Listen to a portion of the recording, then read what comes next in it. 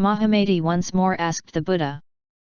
Please tell us about srota-apannas and the different characteristics common to the srota-apanna path, so that by becoming versed in such characteristics and by knowing how to differentiate the practices of sacred agamans, anagamans, and arhats, we bodhisattvas might thus explain the Dharma to others, namely, the two kinds of no-self and the elimination of the two obstructions. And as we pass through the various stages until we finally reach the inconceivable and ultimate realm of the Tathagatas, we might benefit all beings like multicolored, wish-fulfilling gems and protect and nourish them with the infinite bodies and wealth of the realm of all dharmas. The Buddha told Mahamati, listen carefully and ponder this well, and I will tell you. Mahamati replied, wonderful, Bhagwan. May we be so blessed. The Buddha told Mahamati, there are 3 different levels of srota-apannas and attainments of srota-apannas. And what are the 3? They are basic, intermediate, and advanced. Those at the basic level are reborn 7 more times at the most. Those at the intermediate level are reborn 3 to 5 more times before they attain nirvana. And those at the advanced level attain nirvana in this life. For each of these 3, there are 3 bondages: coarse, intermediate, and subtle. And what are the 3 bondages? They are belief in a body, doubt, and attachment to codes. In terms of differences among these 3 bondages, whoever reaches the subtlest of the advanced level becomes an arhat. Mahamati, there are 2 kinds of belief in a body: that which is innate and that which is a projection, such as the projections of dependent or imagined reality. For example, the different attachments to an imagined reality arise in dependence on a dependent reality. They neither exist, nor do they not exist. And they neither exist nor do not exist and are not real because they are projections. The projections of foolish people are attached in different ways to an imagined reality, just like thirsty deer imagine water when they see a shimmering mirage. This is the view of the body imagined by srota-apannas, who think that since persons have no self, by grasping its non-existence, they thereby put an end to their attachment to beginningless ignorance. Mahamati, as for the innate belief of srota-apannas in a body, whether their own or others, because the 4 formless skandhas along with form, which arises from matter and what is made of matter, interact as the cause of each other. And because the material elements and form do not combine, when srota-apannas contemplate the non-appearance of what exists or does not exist, their belief in a body comes to an end. And once their belief in a body ends, their desires no longer arise. This is what characterizes a srota-apannas belief in a body. Mahamati. As for what characterizes their doubt, because they become adept at viewing the characteristics of dharmas, and they have previously put an end to projections of the 2 kinds of belief in a body, they do not give rise to doubts regarding dharmas, nor do they give rise to views as to the purity or impurity of other teachers. This is what characterizes a srota-apannas elimination of doubt. Mahamati, as for their attachment to codes, how do srota-apannas cease their attachment to codes? When they become adept at seeing the suffering where they might be reborn, they cease their attachment. Attachment, Mahamati, refers to how foolish beings resolve to undertake ascetic practices for the sake of attaining greater bliss. Hence, they seek rebirth. But when they are not attached and turn instead toward undertaking those practices and upholding those precepts that are free from projection and passion and that lead to the peerless realm of personal realization, this is what characterizes a srota-apannas elimination of attachment to codes. Because srota-apannas sever these 3 bondages, desire and delusion do not arise. However, if srota-apannas should think these bondages are not my doing, they will err in 2 ways. They will end up believing in a body, and they will not sever these bondages. Mahamati asked the Buddha, Bhagwan, the Bhagwan speaks of many desires. Which desires do they put an end to? The Buddha told Mahamati. They do not give rise to the different kinds of behavior involving love or the desire to embrace women or to misdeeds involving the mouth or body that give present pleasure but ensure future suffering. And how do they do this? By attaining the bliss of samadhi. Thus, they put an end to desires, but not the desire for nirvana. Mahamati, what characterizes sacred attainments? The moment they see forms, they give rise to projections but not to views about them. But because they are adept at contemplating forms during meditation, the moment they return to this world, their term of suffering ends, and they attain nirvana. This is what constitutes a sacred attainment. Mahamati, what about attainments? This refers to those who give rise to visions of calamity regarding the existence or non-existence of past, present, or future forms. Because they prevent projections from arising, and because they sever bondages, they are called attainments. Mahamati, as for arhats, this refers to those for whom projections of meditations, samadhis, or liberations, higher powers or masteries, afflictions, or sufferings do not exist. Hence, they are called arhats. Mahamati asked the Buddha, the Bhagavan has said that there are 3 kinds of arhats. To which kind is he referring here?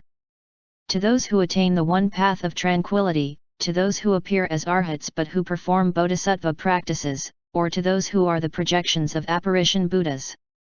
The Buddha told Mahamati, to those Shravakas who attain the one path of tranquility and not to the others. The others referring to those who practice bodhisattva practices and those who are the projections of apparition Buddhas. As a result of their vows and skillful means, they are reborn in the great assemblies, where they add to the glory of the retinues of Buddhas. Mahamati, they teach different teachings concerning attainment and meditation depending on the projections of each place. But because they avoid the objects of meditation and the one who meditates, they point instead to the characteristics of attainment as nothing but perceptions of one's own mind. This is what they call attainment. Moreover, Mahamati, in order to get past the boundless and formless realms of meditation, you should avoid characteristics that are nothing but perceptions of your own mind. And it is not the case, Mahamati, that even the samadhi involving the cessation of sensation and perception is anything other than the perception of your own mind. And how so? Because it is nothing but mind. The Buddha then repeated the meaning of this in verse. The 4 boundless meditations. The formless samadhis. The cessation of sensation and perception. None exist except as mind. The attainments of the srota-apannas. The sacred agaman and anagaman. Also that of the arhat. All are confusions of the mind. Meditation, meditator and object of meditation. Renunciation and beholding the truth. These are nothing but projections. Who knows this achieves liberation.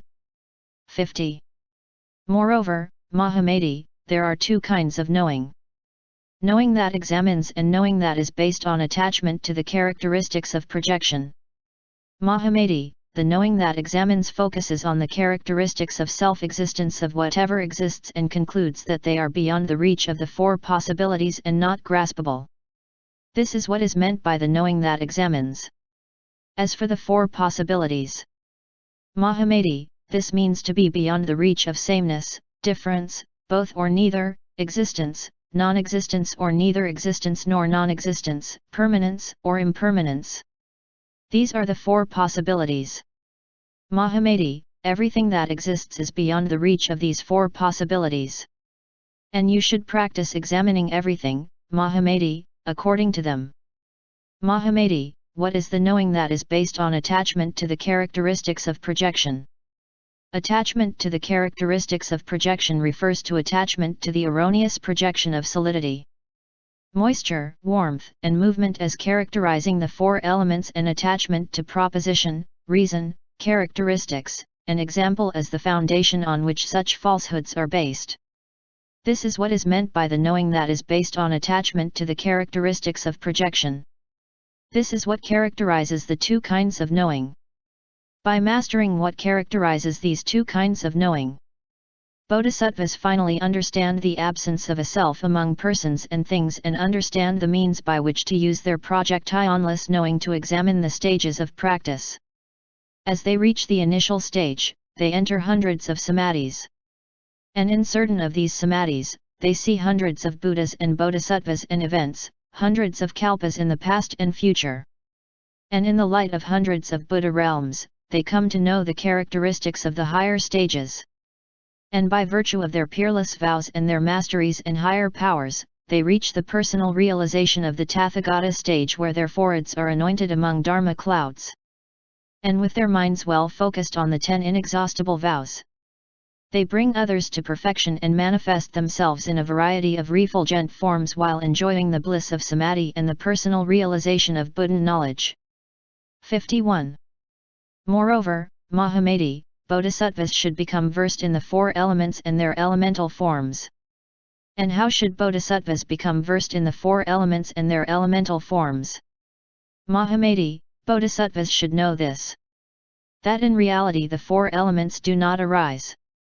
They should thus examine the non-arising of the 4 elements. Once they have done so, they will know that the distinguishing of names, appearances, and projections is the distinguishing of perceptions of their own mind and that their external existence does not exist. This is what is meant by distinguishing projections as perceptions of the mind. This means to see that the 3 realms are devoid of the existence of the 4 elements and their elemental forms. That they are completely devoid of the 4 possibilities. And that they include no self or anything that belongs to a self, and to focus instead on the essential characteristic of reality, the essential characteristic of which consists in non-arising. Mahamati, how do the 4 elements give rise to elemental forms? The element distinguished as moisture produces internal and external realms of water. The element distinguished as energy produces internal and external realms of fire. The element distinguished as movement produces internal and external realms of wind. And the element distinguished as divisible form produces internal and external realms of earth. And with form comes space. According to those who cling to mistaken truths, it is the 4 elements and their elemental forms that give rise to the assemblage of the 5 skandhas. Mahamati, consciousness continues in another existence because of the delight for different realms. As for earth and the other elements and their elemental forms, Mahamati, the 4 elements serve as its conditions, and the 4 elements do not serve as its conditions. And how so? The elements do not arise unless nature, shape, location, and function exist. But even if they do arise together with nature, shape, location, and function, Mahamati, they do not do so with regard to what is formless. Therefore, the 4 elements and their elemental forms are projections of other paths and not mine. 52. Moreover, Mahamati, I will now explain what characterizes the self-existence of the skandhas. By what characterizes the self-existence of the skandhas, I mean the 5 skandhas. And as to which 5, I mean form, sensation, perception, memory, and consciousness, 4 of which are formless, namely sensation, perception, memory, and consciousness. Mahamati, by form I am referring to the different characteristics of each of the 4 elements and their elemental forms. But it is not the case, Mahamati, that the formless ones are actually 4 in number. They are like the sky. Just as the sky is devoid of numbers or the characteristics of numbers, it is only due to projection that we speak of one sky. Mahamati, the skandhas are likewise devoid of numbers or the characteristics of numbers and thus devoid of existence or non-existence and devoid of the 4 possibilities. Foolish beings talk in terms of numbers, not the wise. Mahamati, to the wise, forms are illusory. They are designations that are neither separate nor not separate, just as a dream or shadow is neither separate nor not separate from a person's body. Mahamati, the realm of Buddha knowledge appears the same as the projections of the skandhas. This is what is meant by what characterizes the self-existence of the skandhas. You should get rid of projections. And once you do, proclaim the teaching of detachment and in every Buddhaland put an end to the views of other schools.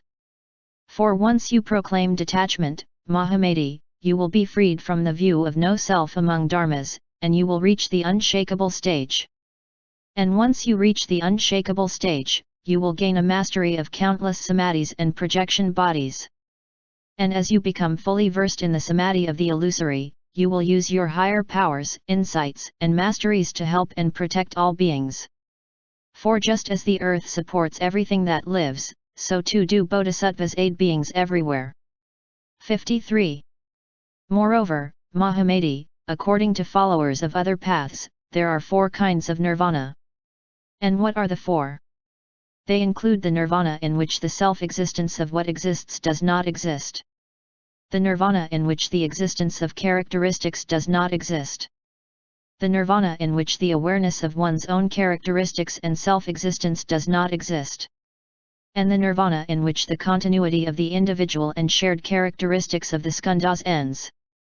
These are what are meant by the 4 kinds of nirvana taught by followers of other paths. They are not what I teach.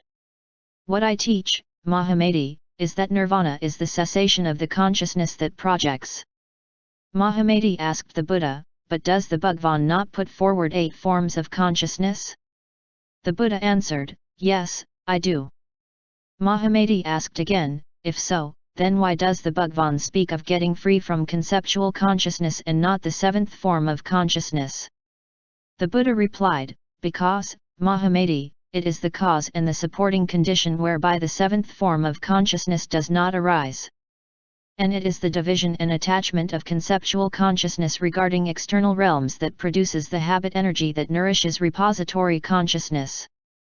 And it is the will, together with its attachment to a self and what belongs to a self and its reflection on causes and conditions, that gives rise to the characteristics of an indestructible body. And it is attachment to an external world that is a perception of one's own mind that is the cause and supporting condition of the repository consciousness. Thus, this system of consciousness arises through mutual causation. It is like the ocean and its waves, which rise or cease as the wind of externality that is a perception of one's own mind blows. Thus, when conceptual consciousness ceases, the 7th form of consciousness also ceases. The Buddha then repeated the meaning of this in verse. Mine isn't a nirvana that exists. A created one or one with attributes. The consciousness that projects what we know. The cessation of this is my nirvana. This is the cause and supporting condition. Whereby thoughts create the body. On this is what the mind is based. On this is what consciousness depends. When the great river quits flowing, waves no longer stir. When conceptual consciousness ceases, the other forms don't rise. 54. Moreover, Mahamati, I will now explain the different characteristics common to imagined reality.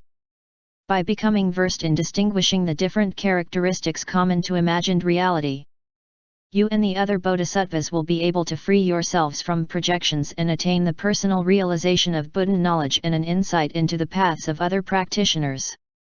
You will also understand how to put an end to projections of grasping and what is grasped and no longer project an imagined reality upon the various characteristics of dependent reality. Mahamati, what are the different characteristics common to imagined reality? They include the projection of words, the projection of the objects of words, the projection of characteristics, the projection of value, the projection of self-existence, the projection of causes, the projection of views, the projection of reasoning, the projection of arising, the projection of non-arising, the projection of continuity, and the projection of bondage and emancipation. These are the different characteristics of imagined reality. Mahamati, what is the projection of words? This refers to attachment to the pleasure from the various sounds of beautiful speech and song. This is what is meant by the projection of words. Mahamati, what is the projection of the objects of words? This refers to how the projection of words arises in dependence on the self-existence of the objects of words and on what is realized by Buddha knowledge. This is what is meant by the projection of the objects of words. Mahamati, what is the projection of characteristics? This refers to the projection of the existence of characteristics such as solidity, moisture, warmth, and movement onto the objects of words to which one is attached as if to a mirage. This is what is meant by the projection of characteristics. Mahamati, what is the projection of value? This refers to delight in such precious things as gold, silver, and gemstones. This is what is meant by the projection of value. Mahamati, what is the projection of self-existence? This refers to the mistaken projection of the self-existence of something as being like this and not like anything else. This is what is meant by the projection of self-existence. Mahamati, what is the projection of causes? This refers to the appearance of the characteristics of causation based on the projection of the existence or non-existence of causes and conditions.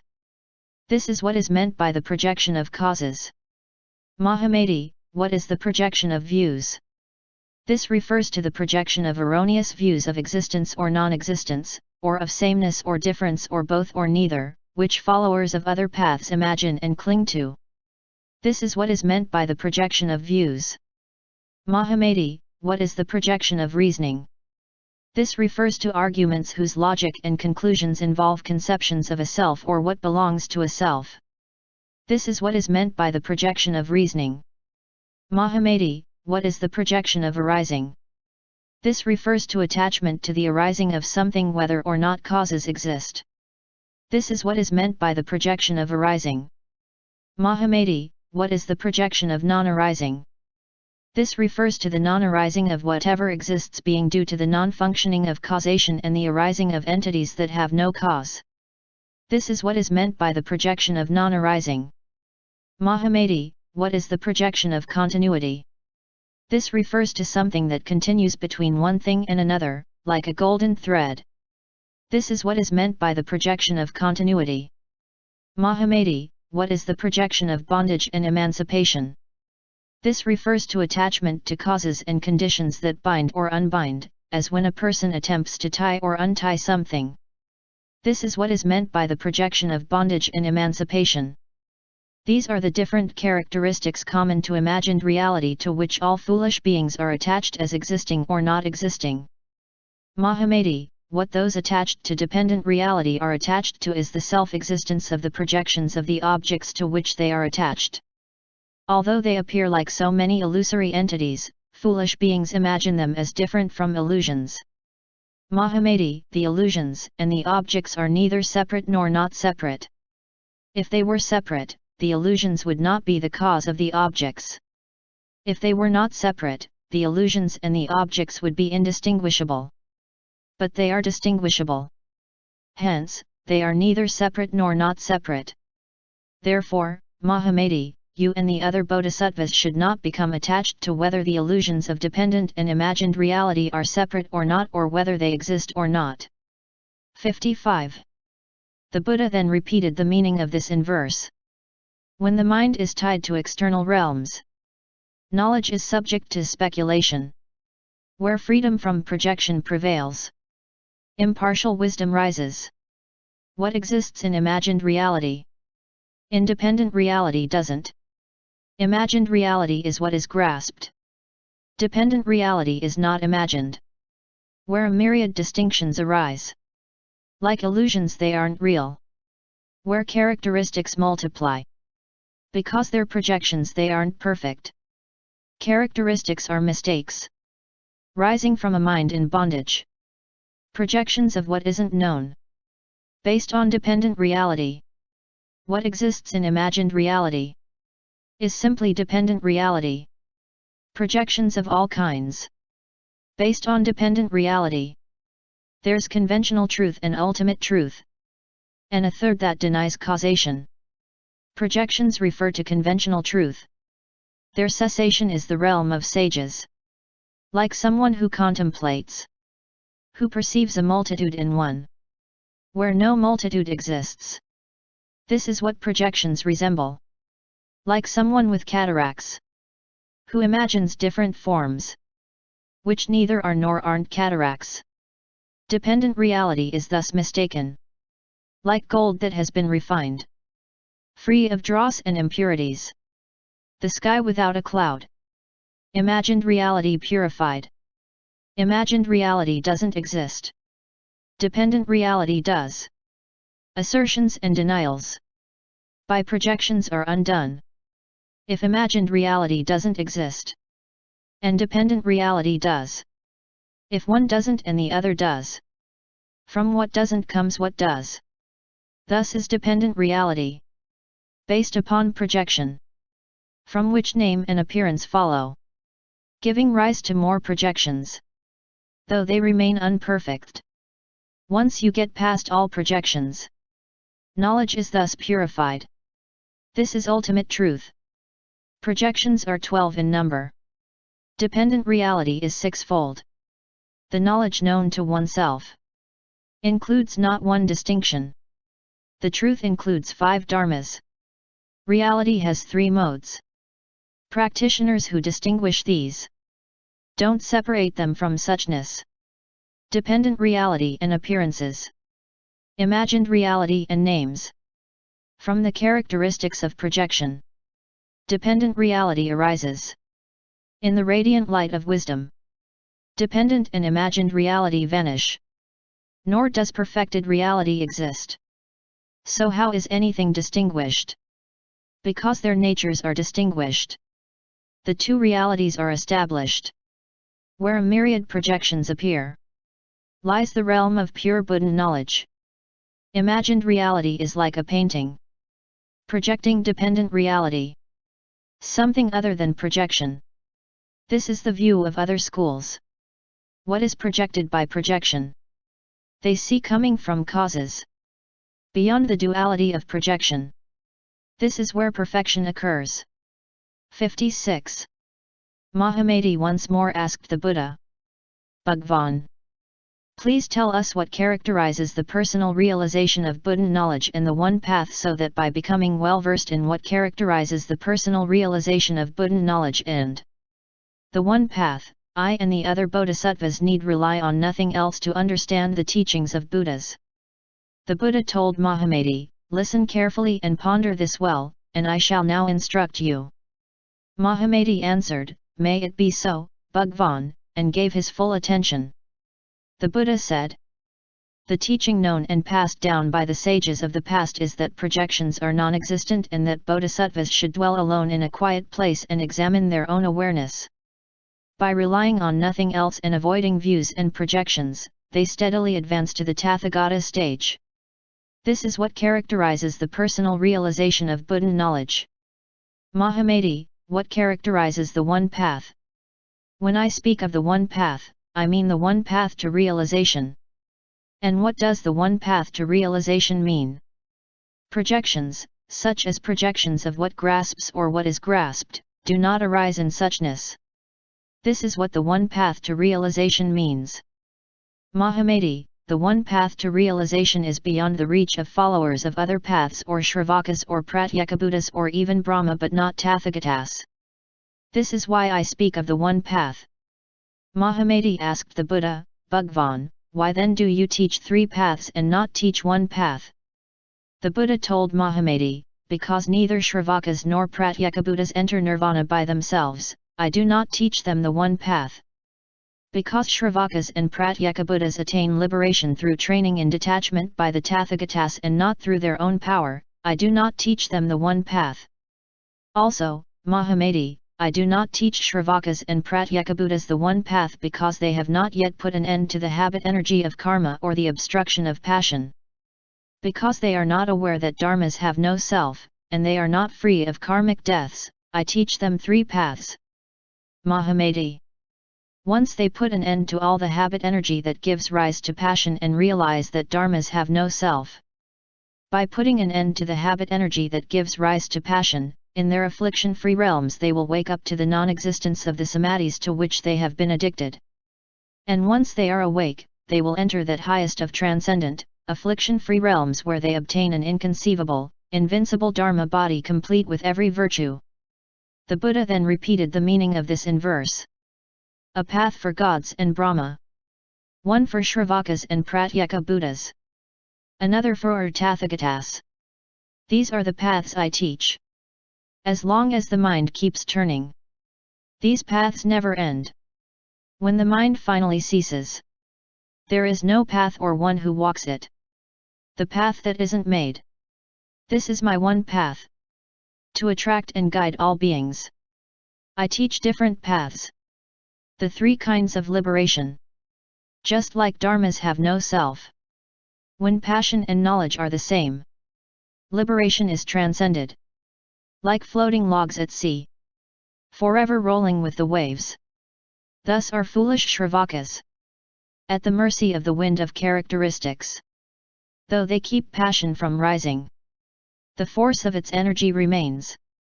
addicted to the bliss of samadhi.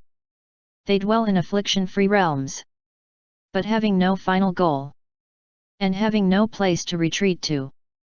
In their samadhi-born bodies, they pass through kalpas unaware, like someone who is drunk, who wakes up when the wine wears off. Their awakening is the same, and their Buddha body too. Chapter 2. Mahamati now rises from the assembly and asks the Buddha a series of questions.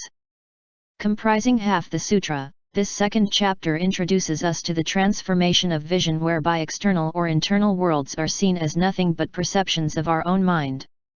Although some commentators see this chapter as dealing with a series of unrelated topics, each section leads to the next in orderly progression, albeit a progression that might make more sense to a practitioner than to a student of philosophy. My translation of this and the remaining chapters is based on the Chinese translation of Gunabhadra. For those passages where I have preferred the translation of Bodhirakai or Shikshananda or the Sanskrit, I have mentioned this in my notes. Section I. This marks the beginning of what most scholars think was the original form of this sutra. In order to avoid repetition, I have omitted the initial paragraph of Gunabhadra's translation, which is substantially the same as the initial paragraph of Bodhirakai's and Shikshananda's translations in the Sanskrit in Chapter 1. Requesting instruction involves expressing reverence with the body, the mouth, and the mind.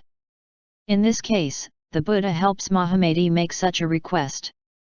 I have preferred Bodhirakai's reading of the last 2 lines of this verse and also of the following 3 verses. In this first series of verses, Mahamati presents his understanding of the Buddha's teaching as well as his own attainment. The world refers to the stage we clothe with reality in order for our mind play to have some credence. In light of the Buddha's wisdom, it does not exist. In light of the Buddha's compassion, it does not exist. Worldly things are produced by the magician of the mind to decorate the stage on which the play of life and death is performed. They include those that are intangible as well as those that are tangible. The compound mind and consciousness, or srota-apannas, is used in this sutra to refer to the 8 forms of consciousness, with srota referring to the alaya vijnana, or repository consciousness, and vijnana referring to the remaining 7, which include the will, or self-consciousness, conceptual consciousness, which takes the will,